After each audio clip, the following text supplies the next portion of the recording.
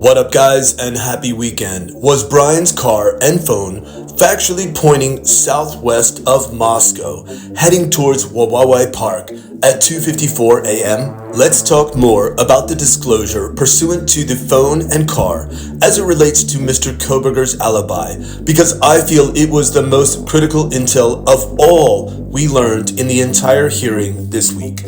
First, please understand I'm attempting to simplify this matter in order for you all to better understand precisely what Ann Taylor was communicating to Judge Hippler and how it may further corroborate Brian's alibi that he was factually southwest of Moscow during the time of the homicides. As we know, Brian has maintained his innocence all along and claimed he never entered 1122 King and has zero connection to anyone in that residence, including social media, despite mainstream media reporting otherwise. We also know his defense clearly indicated there was factually no stalking or surveillance of 1122 King.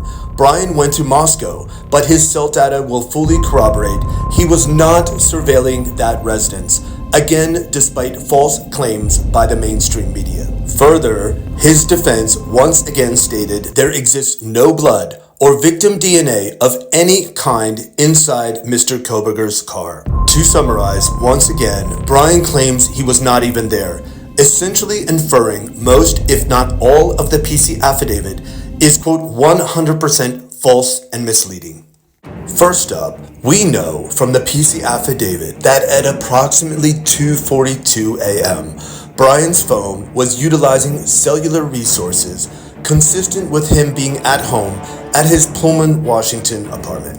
We also know that just a couple minutes later, Brian's Elantra was caught on surveillance cam at the intersection of Nevada Street and Stadium Way.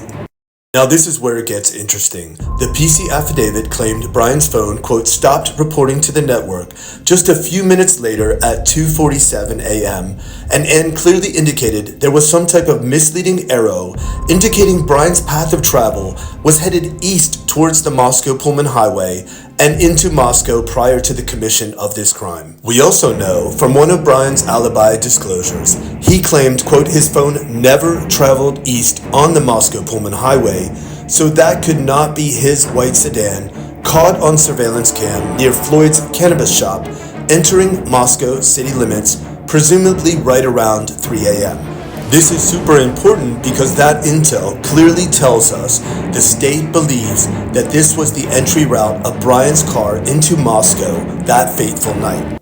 But perhaps most intriguing of all, we now know, corroborated by the state's own cell experts, that Brian's cell factually did not, quote, stop reporting to the network until 2:54 a.m., a full 7 minutes after what was stated in the PC affidavit and never corrected. We submitted their cell experts report that say the phone stops reporting at 2:54 a.m.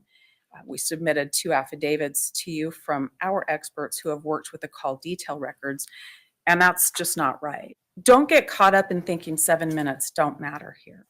Don't get caught up thinking 7 minutes don't matter here. Think of the distance a car could travel on a major highway in just 7 minutes, pointing south and west of Moscow at that time of the night with virtually no traffic on the roads. Will Brian's cell data at 2:54 a.m. prove his car and phone were headed in basically an entirely different direction of what the state claims happened that night? And if so, will this further corroborate Mr. Koberger's alibi and that he was factually not inside 1122 King on November 13th committing this heinous act? Who factually did this to MKXE and why? Talk to me.